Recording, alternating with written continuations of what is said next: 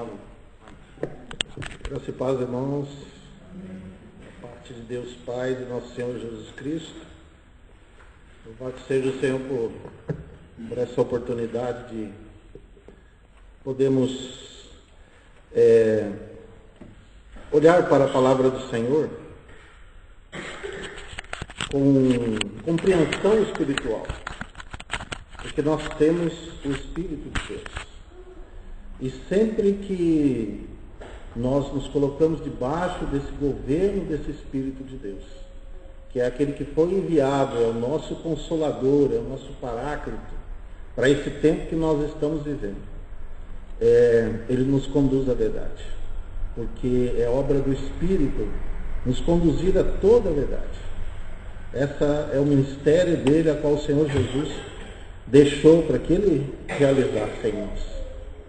Então vamos nos colocar debaixo dessa autoridade do Senhor, desse governo do Espírito Santo, e pedir a Ele que nos dê sabedoria, compreensão espiritual das Escrituras, que nos abra a Escritura, que nos ensine aquilo que está no coração do Pai, que o Pai quer nos falar nessa noite.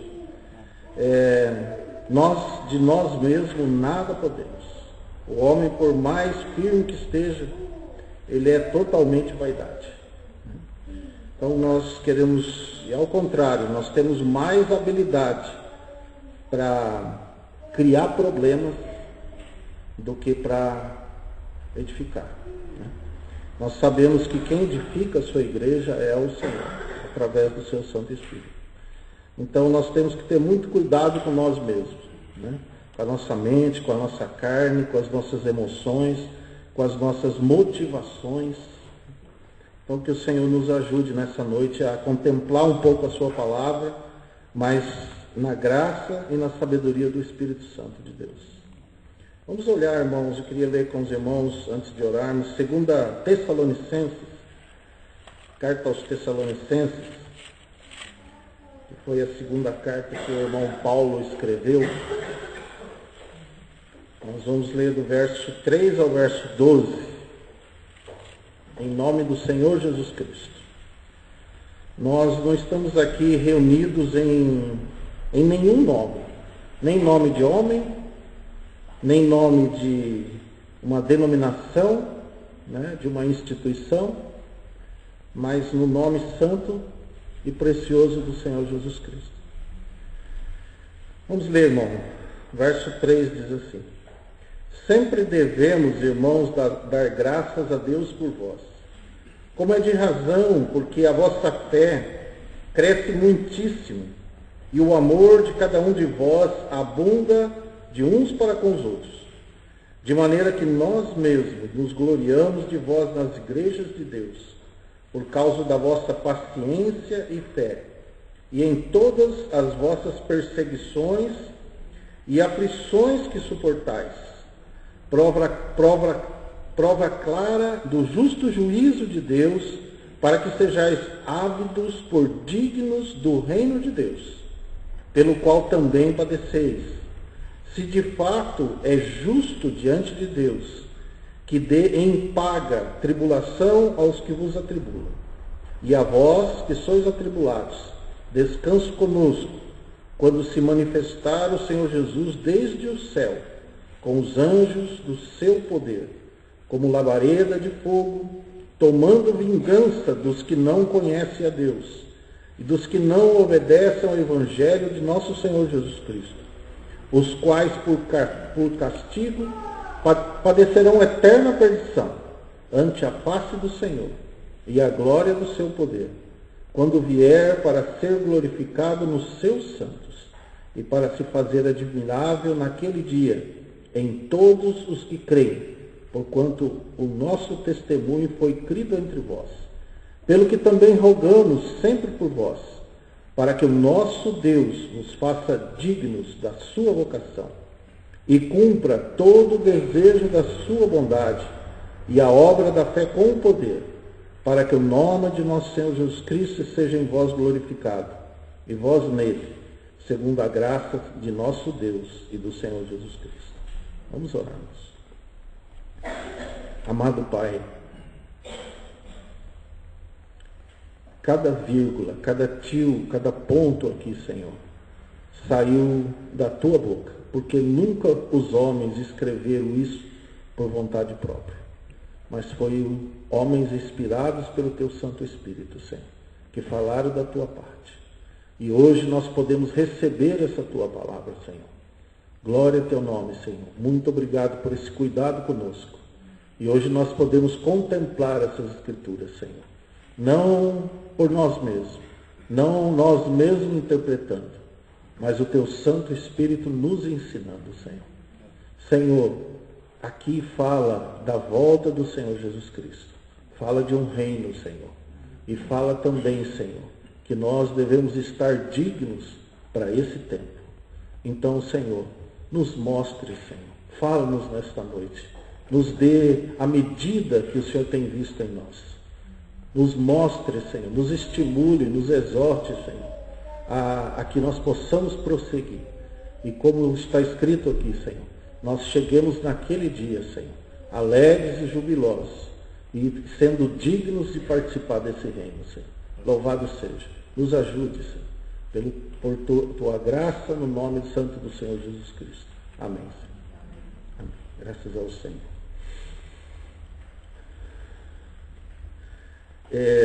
Irmãos, muito precioso a Escritura. Ela nos fala, a partir da criação, a partir da queda do homem, ela nos fala de praticamente três eventos grandiosos da parte do Senhor. Há muitos, mas no caso aqui, há três eventos que são maravilhosos. O primeiro deles é a primeira vinda do Senhor. Todos, o que aconteceu, o Velho Testamento, toda a pregação, todos os profetas, tudo que eles falavam, tudo que Deus falava através dos profetas, Ele nos falava acerca desse evento. E essa era a esperança daquele povo. Inclusive, e principalmente, daqueles que desciam ao Sheol. Porque lá eles estavam nas mansões da morte, presos àquele império da morte, e só o Senhor Jesus poderia livrá-los daquela situação. E a palavra nos fala sobre isso, que quando ele morreu, ele desceu lá, a essas partes mais baixas da terra.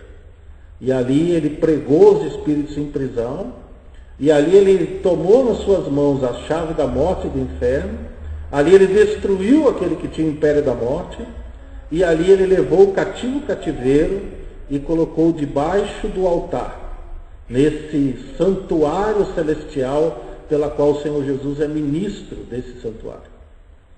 Não feito por mãos humanas, mas feito pelo próprio Senhor. Então, esse foi o grande primeiro advento, a partir da criação de Deus, e toda a criação de Deus, né? A primeira vinda do Senhor. E o segundo grande advento será a segunda vinda do Senhor, como nos diz a palavra aqui. Ela nos diz que o Senhor Jesus virá para ser glorificado nos seus santos. Não é ele vir glorificar os seus santos, mas ele vir para ser glorificado nos seus santos. O que isso significa, irmãos? Veja bem, o Senhor virá e ele vai ser glorificado nos seus santos. Isso fala de uma igreja gloriosa, a qual ele tomará, e ali, aquilo que aconteceu com ele quando ele subiu ao céu, e tudo foi colocado debaixo dos seus pés, e quando em Hebreus diz que ainda não vemos todas as coisas debaixo dos seus pés, porque o que não vemos é ainda todas as coisas debaixo dos pés da igreja, que é o seu corpo, que é o seu complemento, né? Então, quando isso tudo acontecer, então aí vai se consumar essa obra do Senhor, e ele virá e será glorificado nos seus santos. Então isso mostra que a igreja ela vai estar gloriosa e preparada para que ele possa ser glorificado nos seus santos.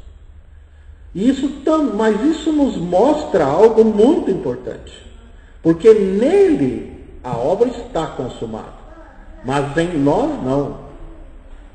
E ele já pode vir porque essa igreja já está gloriosa? Não, de maneira nenhuma. Tanto é que a Efésios nos fala sobre isso, que ele morreu por essa igreja a fim de a santificar e de purificar e preparar para si uma igreja gloriosa, sem mácula, nem ruga, nem coisa semelhante. Então, essa obra é a obra pela qual o Espírito Santo está preparando essa igreja para que o Senhor Jesus possa vir e ser glorificado nos seus santos. Então, esse segundo advento é um advento maravilhoso da parte do Senhor, a qual nós esperamos, não é verdade? Nós aguardamos essa segunda volta do Senhor. Mas haverá um grande e terceiro advento na pessoa do Senhor Jesus Cristo, porque tudo foi criado por Ele, para Ele, e todas as coisas, centram nessa pessoa do Senhor. Tanto é que Efésios nos fala isso, para que convirjam em Cristo todas as coisas, tanto as que estão no céu, quanto as que estão na terra. Então tudo vai convergir em Cristo, tudo vai se tornar uma coisa só. Então, como o céu e a terra se tornará uma coisa só. Tanto é que muitos pensam que vão viver no céu, que vamos viver com Deus lá no céu. Mas é ao contrário. Deus criará novos céus e nova terra.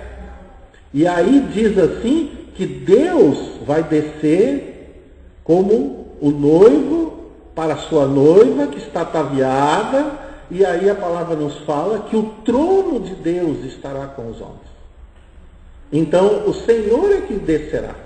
Lembra da oração de Jesus, quando ele disse assim: seja feita a tua vontade, assim na terra como no céu.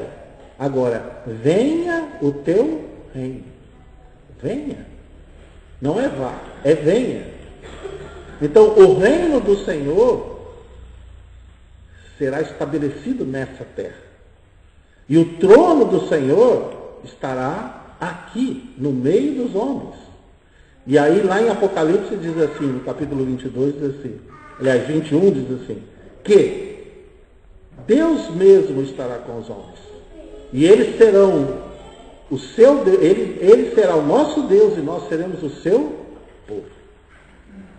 Então, esse é o terceiro grande advento.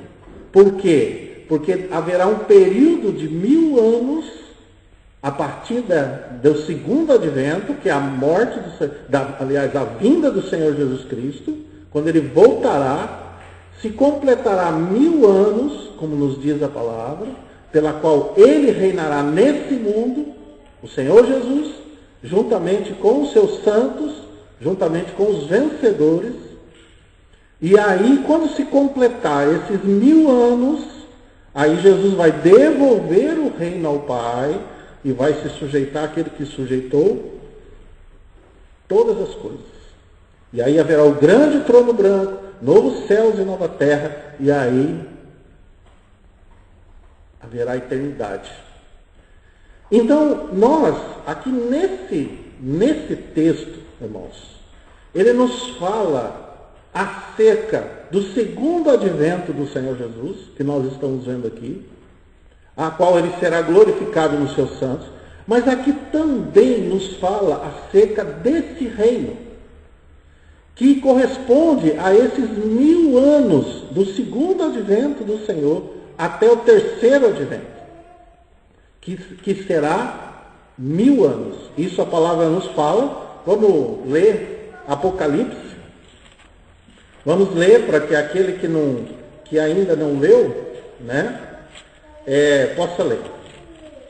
Então, no capítulo 20 de Apocalipse, nos fala acerca do anjo que desceu do céu, que tem a chave do abismo, e ele tem uma grande cadeia na sua mão, ou algemas, né? Ou correntes mesmo, para amarrar Satanás e colocar ele no abismo. E ele vai ser amarrado ali por 1000 anos. É o verso 2, certo? Então ele vai compartilhando aqui, mas eu quero ler com vocês o verso 6, que diz assim. Depois você pode ler em casa. Nós não temos tempo para compartilhar sobre isso. Mas o verso 6 diz: bem-aventurado e santo aquele que tem parte na primeira ressurreição. Por que a primeira ressurreição? Porque é o segundo advento do Senhor. É quando ele voltará. Então a palavra nos fala sobre isso, que quando o Senhor voltar, os que estiverem mortos ressuscitarão primeiro. E os que estiverem vivos, eles serão transformados num abrir e piscar de olhos, né? Então os corpos serão transformados em corpos glorificados. Então, mas os que não forem de Cristo, eles não vão participar dessa primeira ressurreição, porque haverá uma segunda ressurreição. Por isso que ele diz que bem-aventurado é aquele que participa da primeira ressurreição. Por quê? Porque diz, sobre estes não tem poder a segunda morte. Está vendo? Então não tem, a morte já não tem mais, lógico, porque se ele ressuscitou, então a morte já não tem mais poder sobre ele. É igual Jesus. Lá em Romanos 6 nos fala sobre isso. Jesus morreu, ele desceu ao inferno, ficou 3 dias lá, mas Deus o ressuscitou dos mortos. E agora está sentado à destra da majestade nas alturas. E a palavra diz que ele já não morre mais. O pecado não tem mais domínio sobre ele.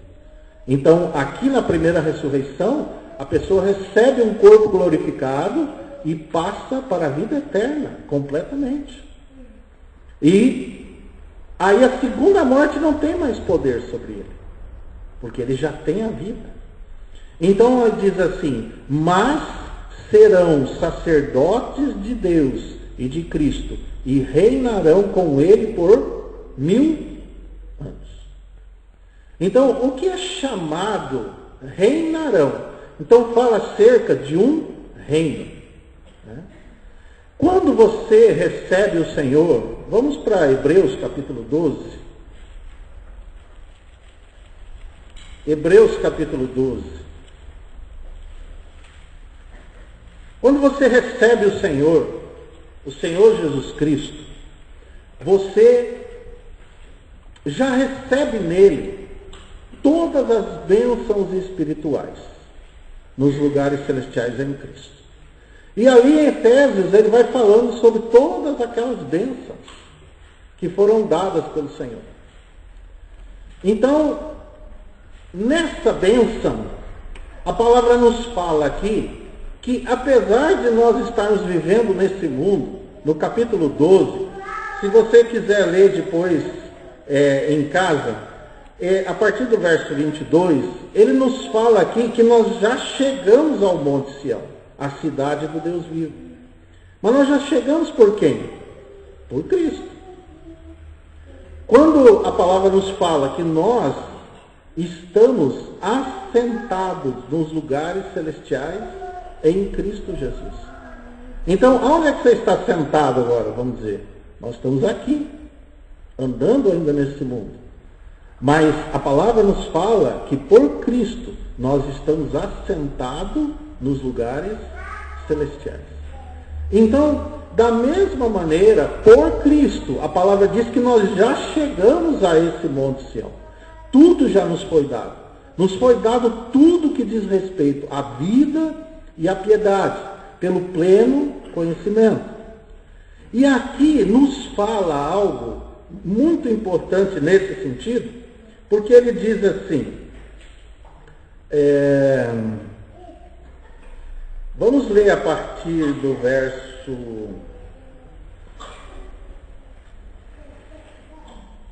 Vamos ler a partir do verso 27, porque esse texto eu quero depois ler com os irmãos, porque o escritor de Hebreus, ele pegou esse texto do livro de Ageu. Mas eu quero depois ir para lá com os irmãos, porque lá existe um ensinamento para nós. Então eu quero ler aqui em Hebreus, porque isso faz parte do nosso compartilhar com os irmãos.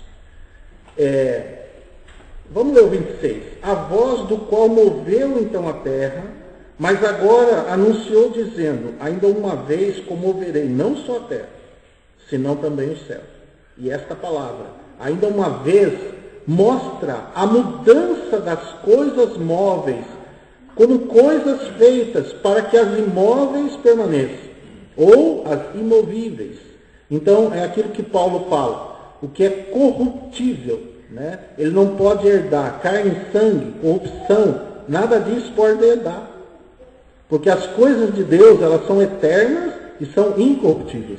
Então, as coisas que são movíveis, elas têm que ser transformadas em algo imovível, né? Algo eterno, algo que não muda.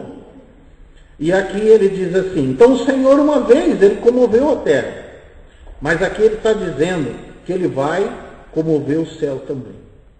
Mas aí ele diz assim, verso 28, pelo que tendo recebido um reino que não pode ser abalável, retenhamos a graça, pela qual sirvamos a Deus agradavelmente, com reverência e piedade, algumas traduções, outros diz santo temor, porque o nosso Deus é um fogo consumidor. Mas se nós já temos recebido um reino, por que aqui é uma exortação? Porque há uma exortação da parte do Senhor. E por que nós temos que servir, reter a graça e servir a Deus agradavelmente, com reverência e santo temor, ou piedade? A palavra piedade é o conhecimento de Cristo e o crescimento nesse conhecimento. Mas por que, irmãos? Se nós tomarmos erradamente essa palavra, nós vamos dizer assim, em Cristo nós já recebemos o reino, e não há como perder esse reino. Mas isso não é verdade.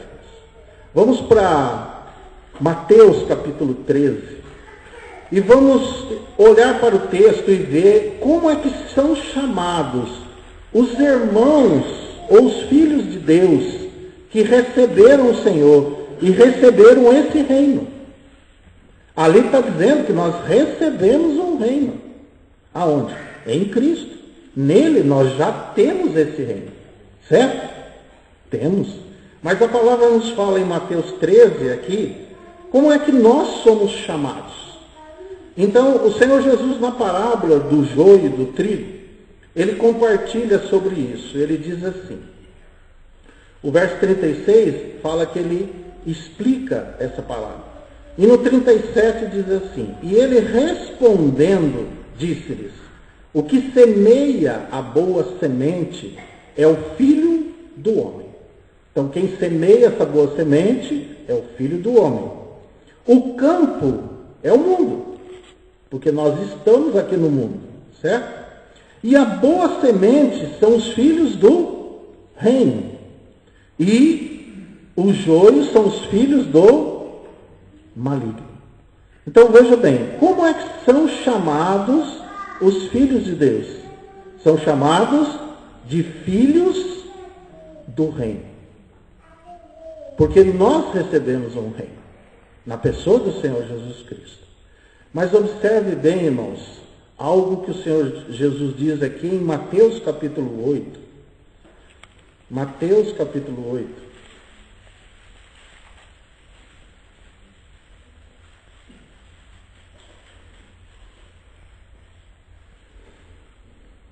Ele diz assim, naquela cura que ele fez com o centurião de Cafarnaum, ele, falando sobre aquela autoridade que ele tinha e tal, e ele pegou e falou para o Senhor Jesus que ele também tinha autoridade. Ele vai, o outro vem, ele vem, e o criado dele estava com um problema, e ele falou para o Senhor. E o Senhor Jesus, no verso 10, ele diz, e maravilhou-se Jesus ouvindo isso, e disse aos que o seguiam, em verdade vos digo, que nem mesmo em Israel encontrei tanta fé. Mas eu vos digo que muitos virão do Oriente e do Ocidente, e assentar-se-ão à mesa com Abraão, Isaque e Jacó, no reino dos céus. E os filhos do reino serão lançados nas trevas exteriores. Ali haverá pranto e ranger de dente. Se nós estudarmos a palavra e vermos, nós vamos ver que muitos filhos de Deus, no caso das virgens prudentes, das virgens insensatas, a virgindade ela representa a regeneração.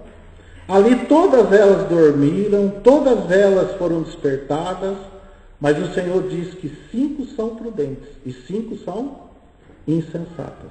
E ali nós vemos que as 5 insensatas, elas ficaram fora daquele reino.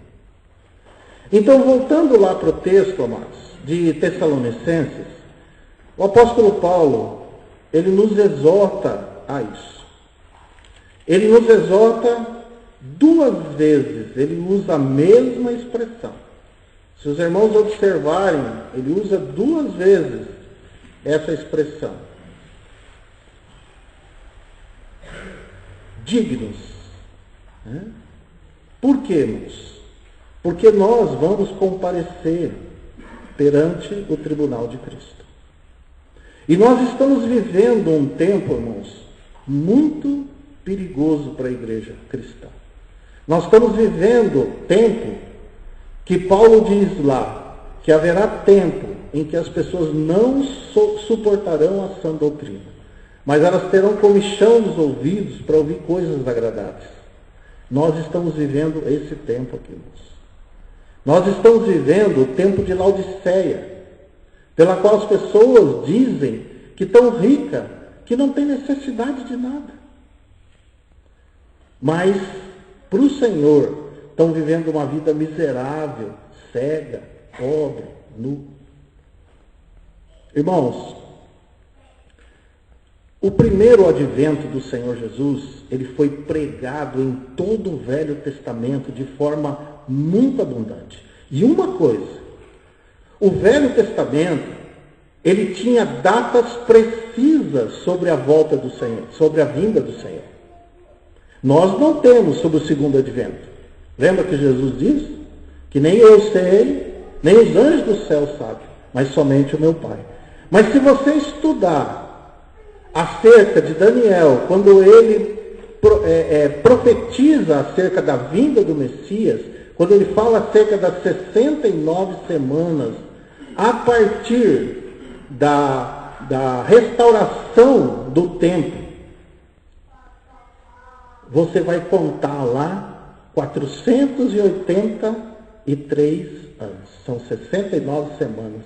E se você pegar no ano 20, ali, de Artaxerxes, quando Neemias começou a restaurar o templo, você vai contar, tirando a diferença dos 3 anos que eles fazem uma diferença do calendário, porque o hebreu, ele contava pela lua.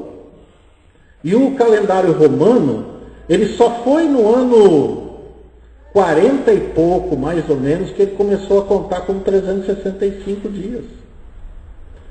Então, há uma diferença de alguns estudiosos que falam de 6 anos, outros de 3 anos.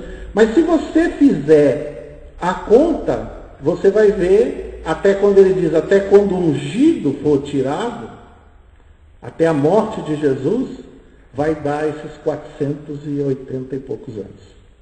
Então, eles tinham datas precisas sobre a primeira vinda do Senhor, que nós não temos sobre a segunda vinda. Mas eu pergunto uma coisa para os irmãos: quantos estavam esperando o Senhor? Quantos, irmãos? Nós temos notícia de uns poucos, Simeão, Ana, Zacarias, que teve uma visão do Senhor, né? Mas quantos, irmãos, estavam esperando? E eles tinham, inclusive, datas. Eles sabiam. Quando aqueles magos foram lá perguntar, eles sabiam, os sacerdotes sabiam aonde que ele ia nascer, tudo. Mas quem o recebeu? Quem estava esperando? Quem estava realmente aguardando esse primeiro advento do Senhor? E nós? Como está a igreja do Senhor? Qual é a nossa situação, irmãos?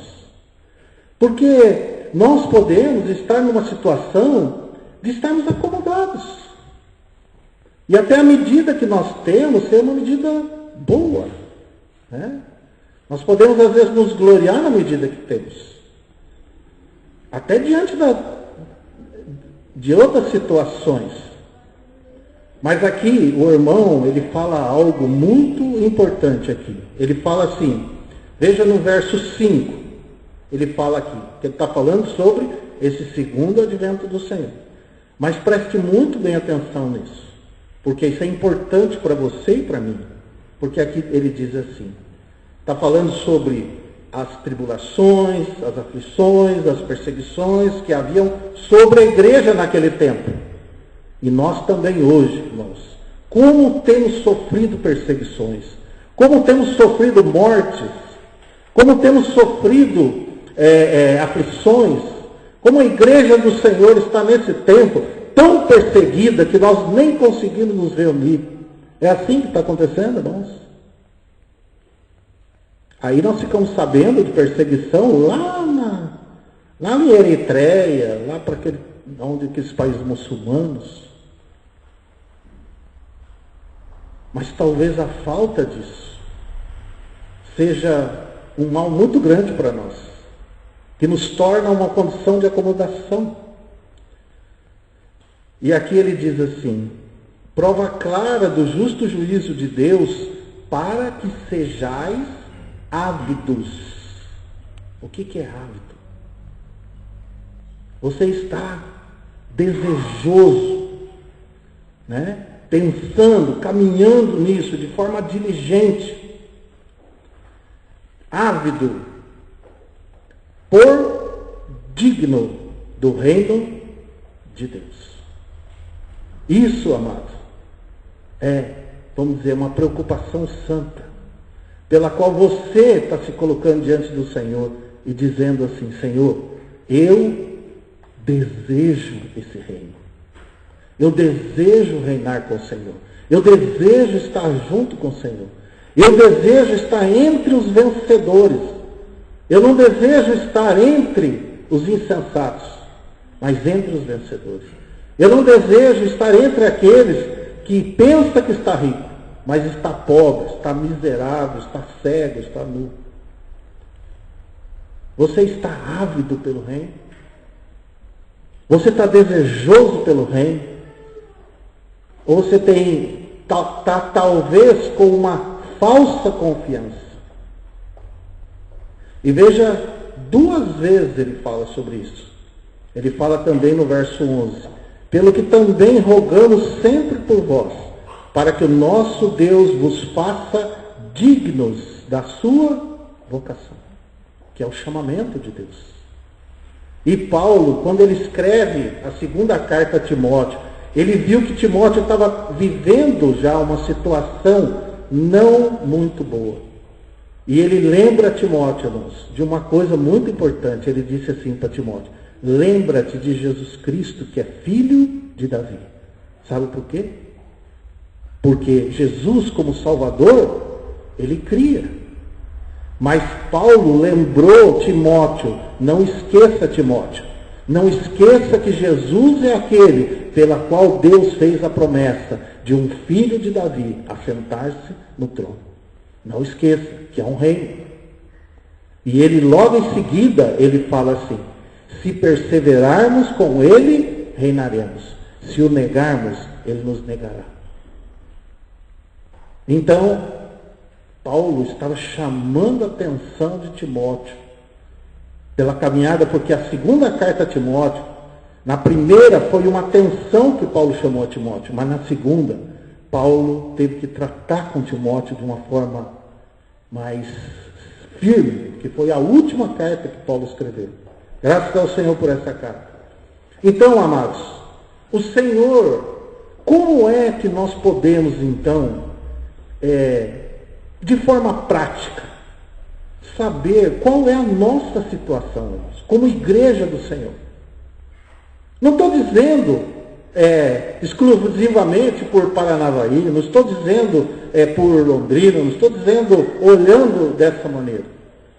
Mas o Senhor, como é que Ele está vendo a igreja do Senhor Jesus? Porque todo aquele que nasceu de novo, todo aquele que recebeu o Senhor, ele é um membro do corpo de Cristo. Ele pertence à igreja do Senhor. E como é que está a igreja do Senhor? Como é que estão os santos do Senhor? Os irmãos. Então, nós, irmãos, para nós sabermos a situação que nós nos encontramos, nós precisamos da palavra de Deus. O Senhor, Ele usou toda a situação que aconteceu em Israel, desde a chamada de Israel do Egito, quando ela tirou a chamada do Egito, até o momento pela qual o Senhor Jesus veio, Ele usa todas essas situações para nos dar exemplo. Vocês querem ver, por exemplo, 1 Coríntios capítulo 10. Porque a gente diz assim, o que nós temos a ver com a nação de Israel? Então vocês vejam bem, quando Deus tirou o povo do Egito, Ele diz assim,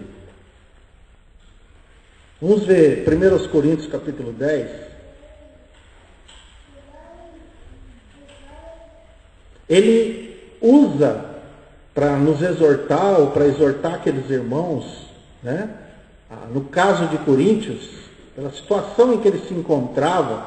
Então, em cada uma das cartas, nós vamos ver Paulo usando um desses tempos da nação de Israel, principalmente porque quando foram escritas essas cartas, só existia o Velho Testamento.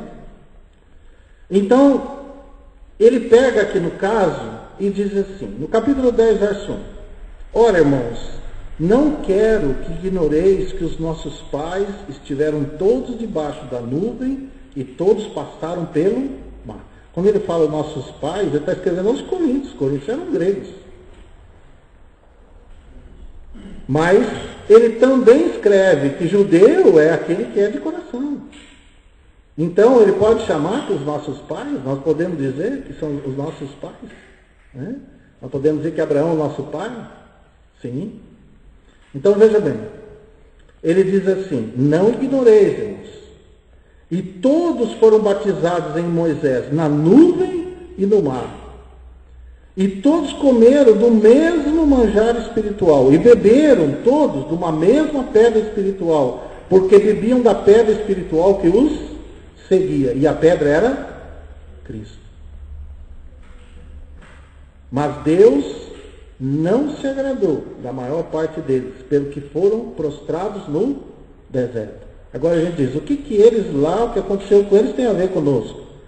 Veja o que ele fala aqui no verso 11. Ora, tudo isso lhes sobreveio como figuras, e estão escritos para aviso nosso, para quem já estão chegados os fins dos séculos. Está vendo, irmãos? Então Paulo pegou um advento, algo que aconteceu, e fez uma comparação do que aconteceu com eles. Então isso, o Espírito Santo, ele deixou escrito nas Escrituras certas coisas, certas situações ou passagens, o que aconteceu com a nação de Israel, para que ele possa trabalhar na nossa vida e nos dar a situação em que nós nos encontramos hoje. Porque se ele não tivesse um parâmetro, como que o Senhor poderia falar conosco? Qual é a nossa situação? Qual é a situação da igreja do Senhor nesse tempo? Você quer ver uma outra? Hebreus capítulo 4. Lá é muito incisivo. E nós falamos assim, mas eles lá desobedeceram, Israel desobedeceu, né? E aconteceu tudo aquilo. Mas Paulo, ele escreve aqui, em Coríntios, que aquilo aconteceu para aviso nosso. Né? Para que a gente possa não cair no mesmo erro de desobediência que eles caíram. É o que nos fala Hebreus. Então veja bem, quando ele chega aqui no capítulo 4, ele diz assim, fazendo uma comparação com o nosso tempo: temamos, pois, que porventura, deixada a promessa de entrar no seu repouso, pareça que algum de vós fique para trás, ou tenha falhado. Porque também a nós foram pregadas as boas novas como a eles, mas a palavra da pregação nada lhes aproveitou, porquanto não estava misturada com a fé naqueles que a ouviram. Está vendo? Então ele está pegando a situação que aconteceu com eles lá e fazendo uma comparação conosco aqui. E ele está tratando conosco isso. Que isso não aconteça conosco o que aconteceu com eles lá. E uma coisa interessante, irmãos, que aqui ele fala acerca de 2 descansos. Eu não vou ler tudo, porque eu quero entrar no assunto da realidade do nosso tempo que estamos vivendo hoje. Mas ele fala acerca de 2 descansos aqui. Por que 2 descansos? Porque o primeiro descanso está se referindo aqui ao sábado, certo? Descansou Deus das suas obras, né? É o dia de sábado, o Senhor descansou. E ali está se referindo o que? Ele diz, os que creem aqui entram nesse descanso. Então o sábado está se referindo à experiência em Cristo. Na pessoa de Cristo, porque Ele é o sábado. Ele é o nosso descanso. Mas ele fala aqui acerca de um outro repouso sabático. Porque se Josué tivesse introduzido eles naquele repouso, Deus não teria falado de outro dia. E Deus fala por quem? Por Davi. Por quê? Isso é muito significativo. Porque Davi fala acerca do reino. Está vendo como as coisas se fecham? Fala acerca do rei que iria reinar em Jerusalém. E ele iria estabelecer o lugar do descanso de Deus. O Salmo 132 fala sobre isso. Davi, ele fala que ele não daria sono aos seus olhos, enquanto o Senhor não encontrasse lugar do seu descanso. Mas lógico que nós sabemos que não foi aquele lugar que ele criou que é o lugar do descanso do Senhor. Nós sabemos que esse lugar é quando o Senhor Jesus estiver reinando sobre essa terra. Ali o Senhor vai repousar. E o Senhor vai repousar de todas as suas obras. Ali é o lugar do repouso de Deus. Tanto é que o Senhor diz, que casa vocês vão me edificar? Ou qual será o lugar do meu repouso? Então, qual será o lugar do repouso do Senhor? Será nesse tempo. Então, aqui fala assim, que resta um repouso sabático para o povo de Deus. Mas há uma expressão muito interessante aqui. Vamos ler no capítulo 4. Aí, irmãos, que diz assim. Vamos ler o verso 11.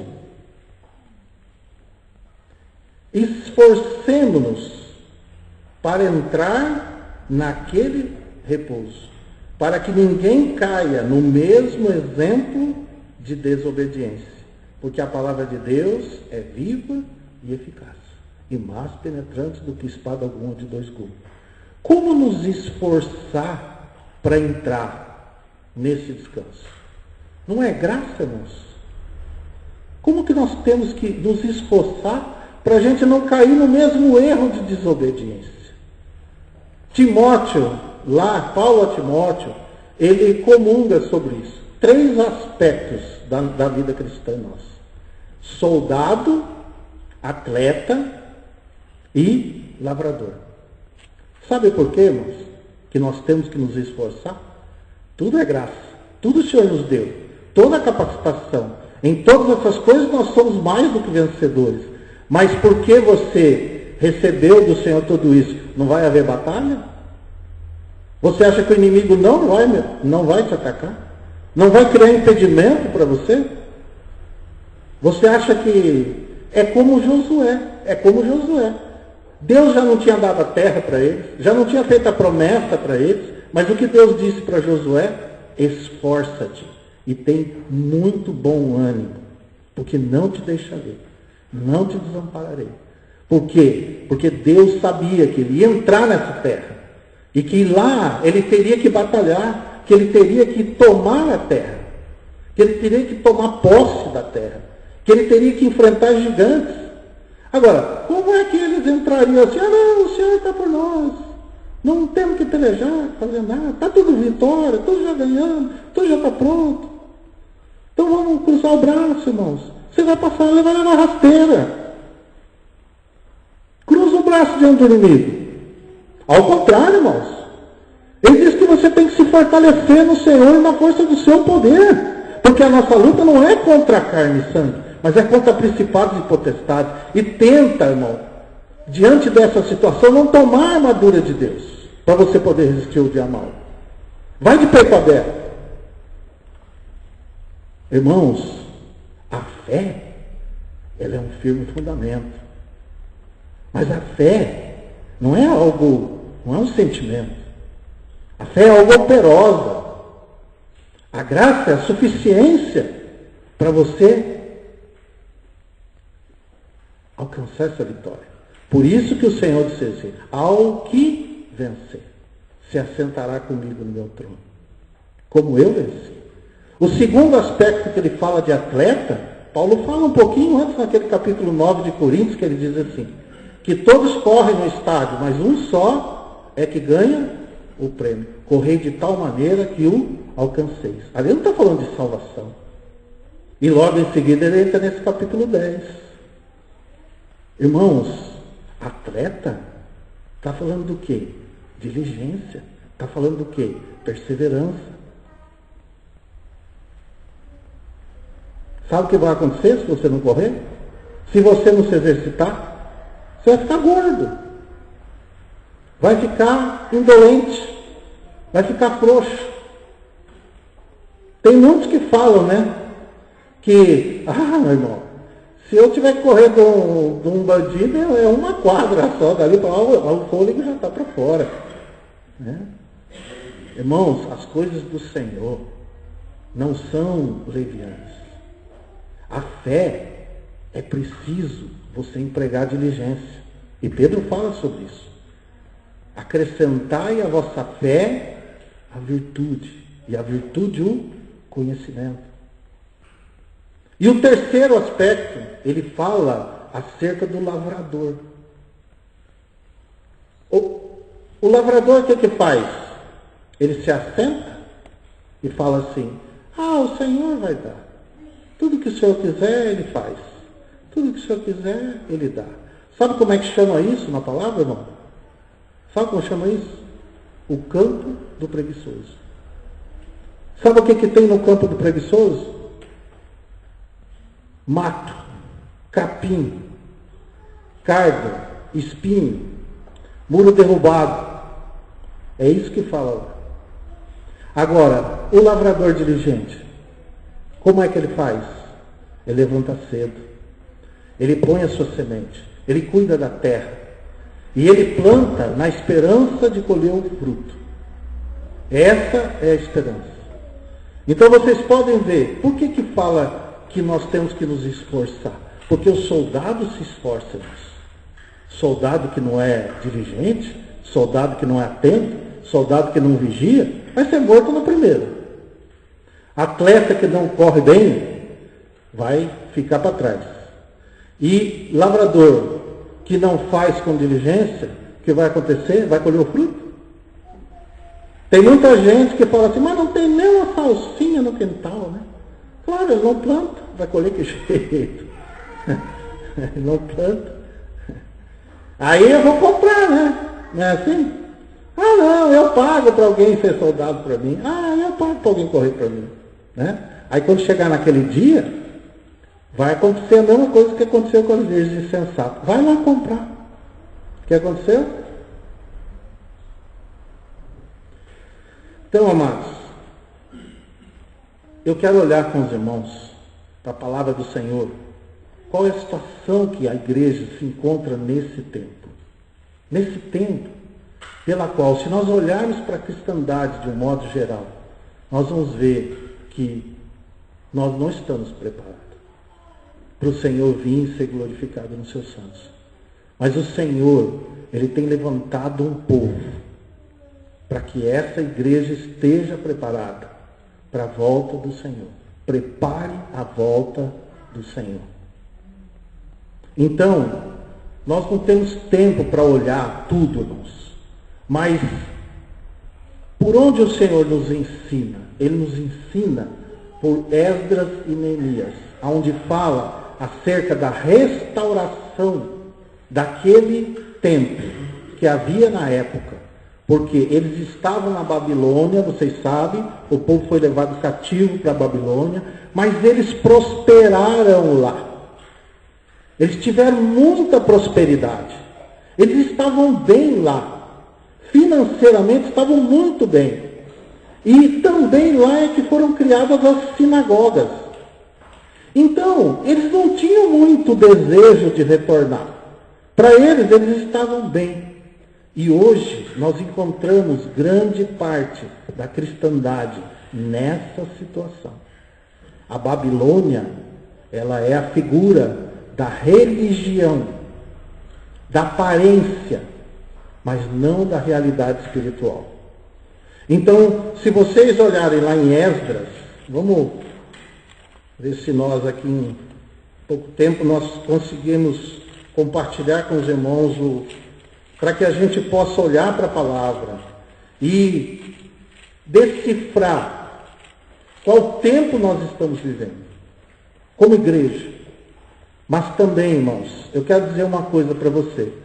Se você não está inquieto com a situação cristã que você tem vivido, esse já é um assunto muito sério para você.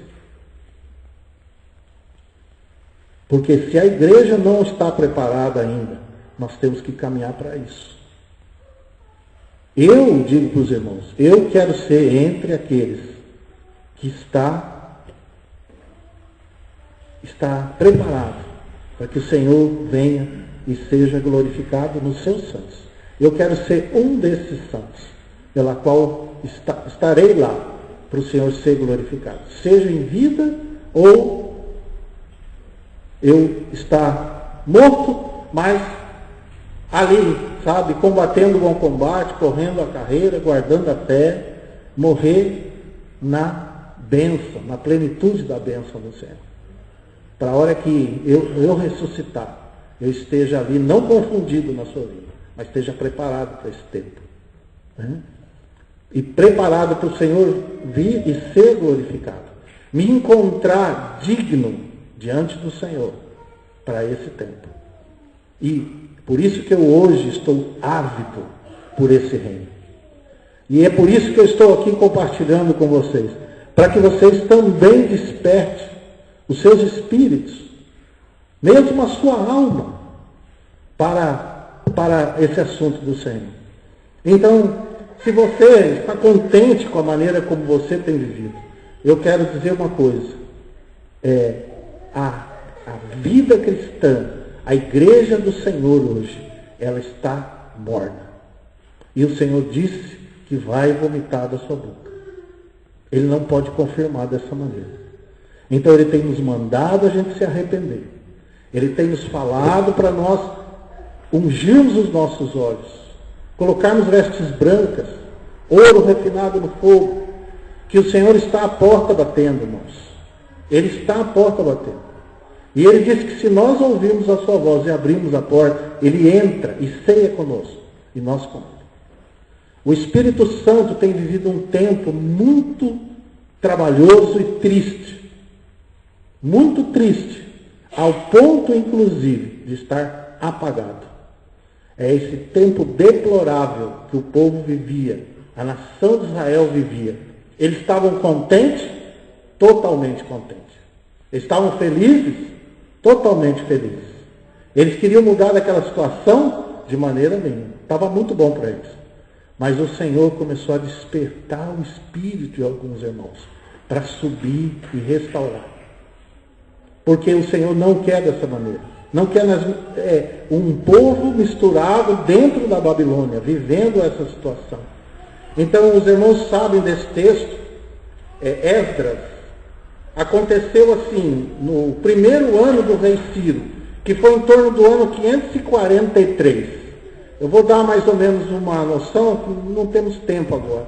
Mas demorou desde esse tempo, a qual o rei Ciro, até o final de Neemias, do rei Artaxerxes, demorou 102 anos, praticamente, para que tudo fosse completado.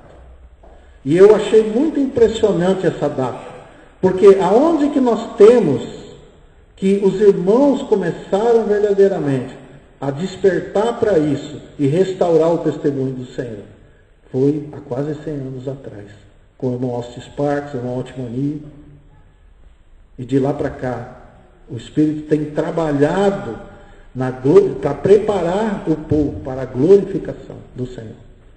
Então, aqui, ele diz assim, no verso 5, capítulo 1. Então se levantaram os chefes dos pais de Judá, e Benjamim, os sacerdotes e os levitas, com todos aqueles cujo Espírito Deus despertou, para subirem a edificar a casa do Senhor, que está em Jerusalém. Então, isso é uma comparação. E aqui, foi Zorobabel, que foi o primeiro governador a ser levantado, mas Esdras veio depois de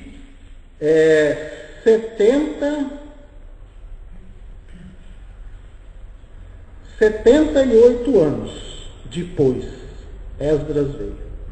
E uma coisa muito interessante é que quando esses irmãos entraram em Jerusalém, que foram os primeiros, depois quando veio em Esdras, que foi a segunda leva, foram 1.700 pessoas. E depois de 13 anos, por toda aquela luta que eles tiveram, veio Neemias também.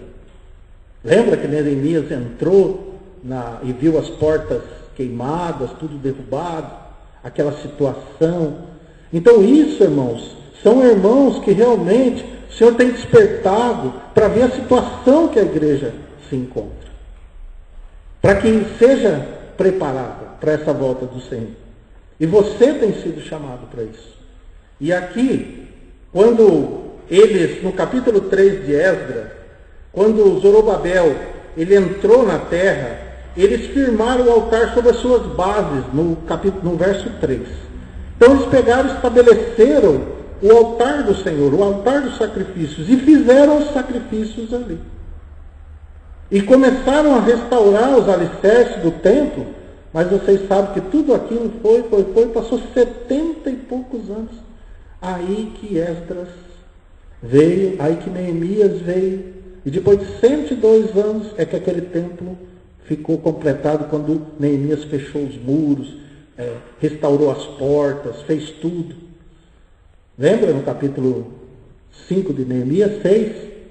Então, mas o que é nesse tempo, se vocês olharem aqui no capítulo 5, vocês vão ver que Deus levantou 2 profetas.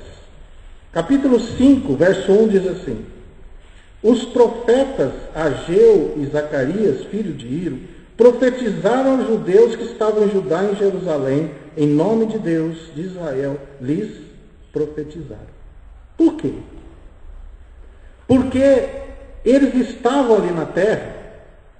E se vocês verem o caso de Neemias, como é que estavam aqueles irmãos que estavam em Jerusalém?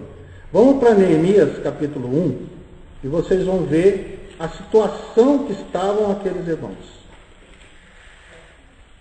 Que estavam lá em Jerusalém. Aqueles irmãos que vieram depois e que foram ajudando ali a restauração. Mas veja bem, irmãos.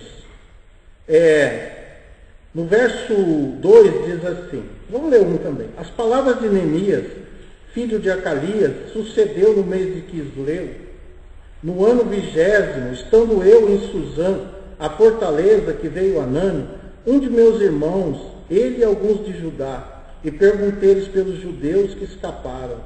e que restaram do cativeiro e acerca de Jerusalém, e disseram: os restantes que restaram do cativeiro, lá na província, estão em grande miséria e desprezo, e o muro de Jerusalém fendido, e as suas portas queimadas ao fogo. E sucedeu que eu, ouvindo essas palavras, assentei-me, chorei e lamentei por alguns dias.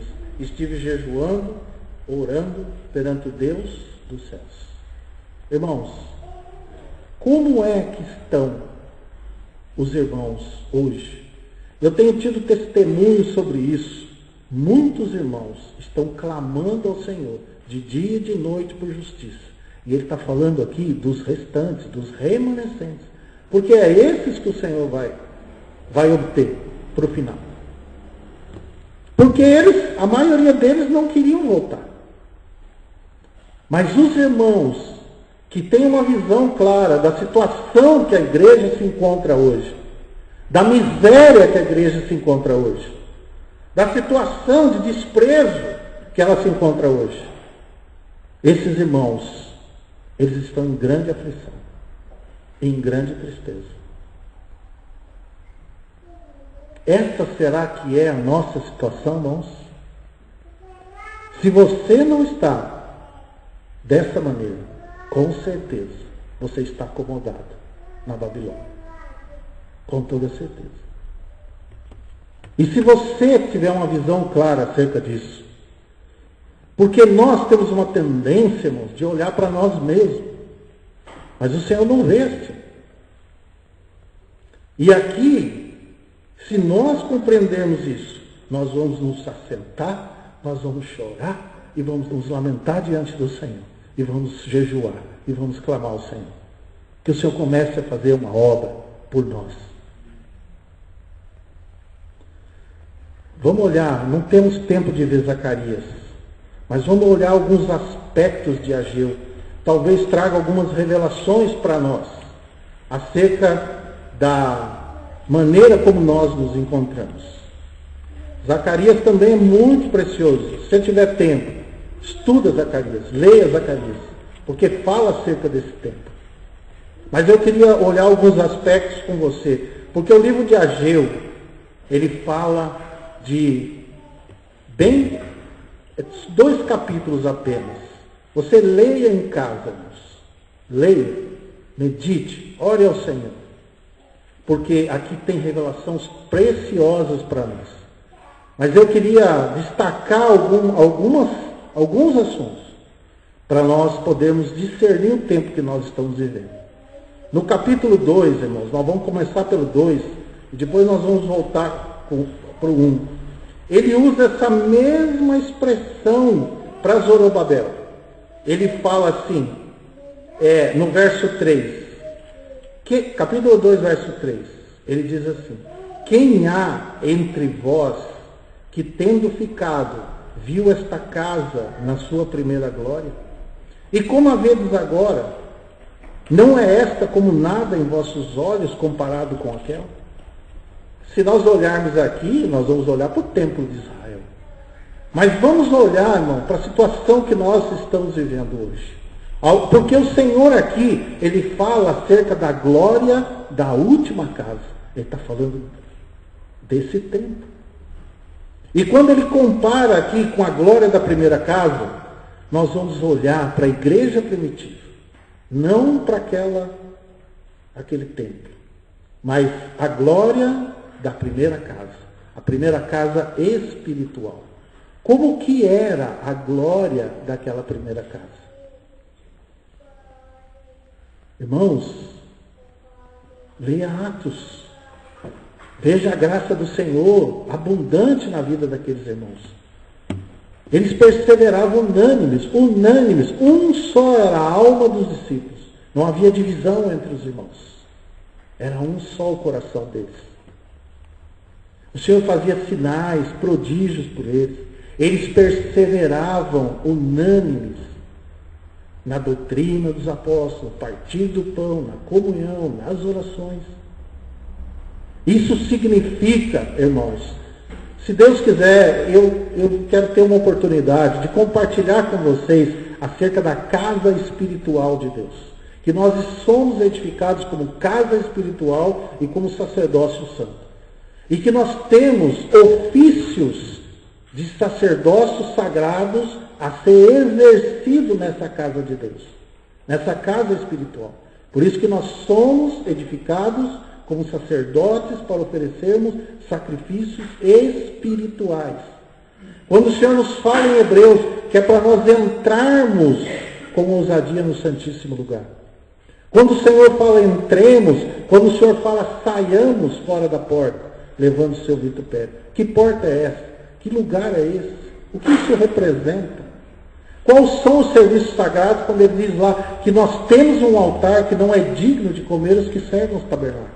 Que altar é esse? Quais são essas peças desse tabernáculo quando ele nos fala do capítulo 9? E ele diz que lá era uma parábola para o tempo presente, para esse tempo que nós vivemos hoje. Será que nós estamos compreendendo essas coisas de forma espiritual? E o que o Senhor quer restaurar, irmãos, é isso. Porque Jesus é ministro desse santuário. Desse santuário. E que é firmado em muitas melhores promessas. E ele é sumo sacerdote desse santuário. Mas ele quer que nós exerçamos serviços sagrados ao Senhor como sacerdotes nessa casa espiritual. Então, quando nós olhamos para aquela primeira casa e nós olhamos para a situação que está hoje, irmãos, o que nós podemos dizer? Que ela está deplorável. Não é verdade? É ou não é? Mas o Senhor, ele diz assim: agora, pois, esforça-te, Zorobabel. Irmãos, preste atenção quando o Senhor fala isso. Por que ele fala isso? Porque a nossa tendência é de acomodação. Essa é a nossa tendência. Nós gostamos da comodidade. A nossa carne gosta da comodidade.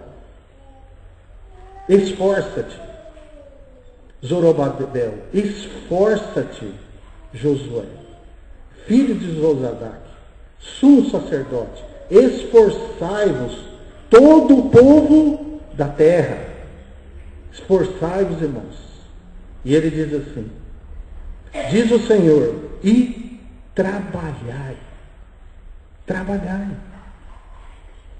Porque eu sou convosco, diz o Senhor dos Exércitos. Lembra lá quando Paulo fala? Que aqueles irmãos cheguem à plenitude pela graça e o poder de Deus. Claro, o Senhor nunca deixou de exercer a sua graça e o seu poder. Mas não vemos mais. E aqui ele diz assim, segundo a palavra que concertei convosco quando saísse do Egito, e o meu Espírito habita no meio de vós. Não temais. O Espírito do Senhor. O Espírito que é chamado o Espírito Santo, o Espírito da graça. Mas nós não podemos ultrajar a esse Espírito da graça. Ele é o Espírito da graça. Mas sabe o que a palavra nos fala em muito lugar? Nós podemos resistir ao Espírito, nós podemos mentir ao Espírito, nós podemos tentar o Espírito, nós podemos entristecer o Espírito, nós podemos apagar o Espírito. Tudo isso nós podemos fazer. A igreja do Senhor pode fazer. E isso está escrito. Então ele diz aqui, mas não temas, porque o meu Espírito habita convosco. Ele está em vós, mas ele está no meio de nós também. Para que nós tenhamos a suficiência para esse esforço e para esse trabalho. E aí ele diz assim, não temais, porque assim diz o Senhor dos Exércitos, ainda uma vez, daqui a pouco, e farei tremer os céus e a terra, e o mar e a terra seca. Está vendo, irmãos, daquele texto de Hebreus? O Senhor está falando, esse texto, essa palavra é para quem? Era para aqueles irmãos? Era, mas esse tempo é para o nosso tempo. É para nós essa palavra. E ele diz assim, e farei tremer todas as nações, e virá o desejado de todas as nações. Está falando da vinda do Senhor. E encherei essa casa de glória, diz o Senhor dos exércitos. Essa casa precisa estar cheia de glória, irmãos. Porque o Senhor virá para ser glorificado nos seus santos. Essa casa, ela não pode estar deplorável do jeito que está. Ela tem que estar cheia de glória. E aí o Senhor diz assim: e a glória desta minha é a prata, e meu é o ouro, para nós edificarmos com prata, com ouro, com pedras preciosas. E ele diz: a glória desta última casa será maior do que a primeira, diz o Senhor dos exércitos. E neste lugar darei a paz, diz o Senhor dos exércitos. Continue lendo, irmãos, mas eu quero voltar um pouquinho, porque o Senhor faz uma exortação para nós. Isso é o que Ele quer, isso é o que Ele deseja, isso Ele quer que nós atentemos. Mas Ele quer dizer para nós um pouco antes, Ele nos traz uma exortação muito séria. E Ele diz assim, agora vamos no capítulo 1, nós vamos terminar. No ano 2º do rei Dário, no 6º mês, no 1º dia do mês, veio a palavra do Senhor, pelo ministério do profeta Ageu, a Zorobabel, filho de Saltiel, príncipe de Judá, e Josué, filho de Josadaque, o sumo sacerdote, dizendo: assim fala o Senhor dos exércitos, dizendo: este povo diz, não veio ainda o tempo que a casa do Senhor deva ser edificada. Ainda não é o tempo. Nós ainda temos muitas coisas para fazer. Irmãos, 2 aspectos muito importantes. Nós não podemos viver de experiências do passado, ainda que foi gloriosa. Porque o Senhor, Ele fala aqui, vocês viram a glória daquela primeira casa? A glória dessa última será muito maior. O que o Senhor tem para nós são coisas muito maiores. Muito maiores. A glória dessa última será muito maior. E Ele vai colocar sua glória ali. Então nós não devemos estar satisfeitos. E aqui, o que o Senhor tratou com eles? Porque Zorobabel, ele colocou o altar dos sacrifícios. O que isso representa para nós hoje? Representa a ceia, a mesa do Senhor. E eles ficaram anos, 70 e poucos anos, daquela maneira. Até que Esdras veio e começou a edificar. Isso representa o que para nós, irmãos? Nós não podemos nos satisfazer com um passo que nós damos. Porque a obra do Senhor é sempre mais. Farei novas todas as coisas. O Senhor nos dá cântico novo. O Senhor nos dá passo de fé em fé, de glória em glória. E nós não podemos ficar satisfeitos, irmãos, somente porque foi restaurada a mesa do Senhor. Nós temos que o Senhor dê graça para nós, para que a gente possa alcançar toda a obra do Senhor, toda a obra de restauração, do testemunho do Senhor. Porque a mesa é o altar pela qual nós entramos no santuário, por esse caminho novo e vivo. Mas o Senhor, lá dentro desse santuário, Ele tem serviços sagrados. Tem o candelabro de ouro. O que isso representa? A mesa dos pães. O que isso representa? São tudo serviços sacerdotais e sumos sacerdotais. O altar de ouro. O que isso representa? Então veja bem. Não se contente, irmãos, porque eles ficaram 70 anos só com aquilo dizendo: não é tempo ainda de restaurar o testemunho do Senhor. E ele diz assim: veio, pois, a palavra do Senhor pelo ministério do profeta Ageu, dizendo: é para vós tempo de habitardes nas vossas casas forradas, e esta casa há de ficar deserta? É tempo para nós cuidarmos das nossas coisas, de nós comprarmos outra casa, de nós reformarmos a nossa casa, fazermos coisas melhores, enquanto a casa de Deus está assim? Ora, pois, assim diz o Senhor dos Exércitos: aplicai os vossos corações aos vossos caminhos. Olhe os seus caminhos, aplica o teu coração, veja como você está vivendo diante do Senhor.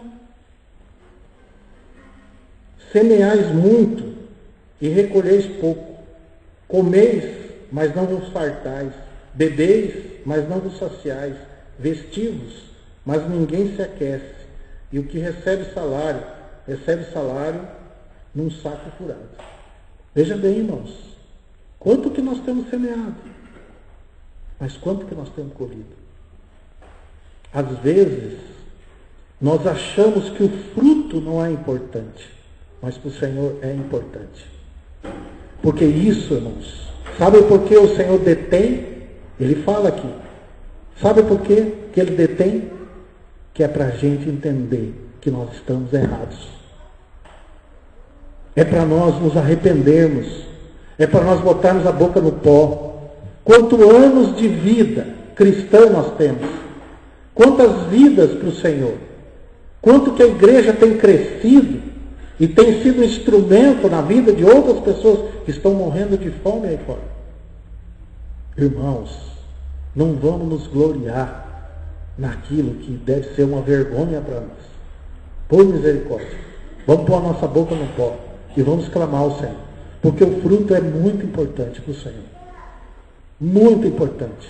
É um testemunho. Veja o que o Senhor fala aqui, vamos terminar.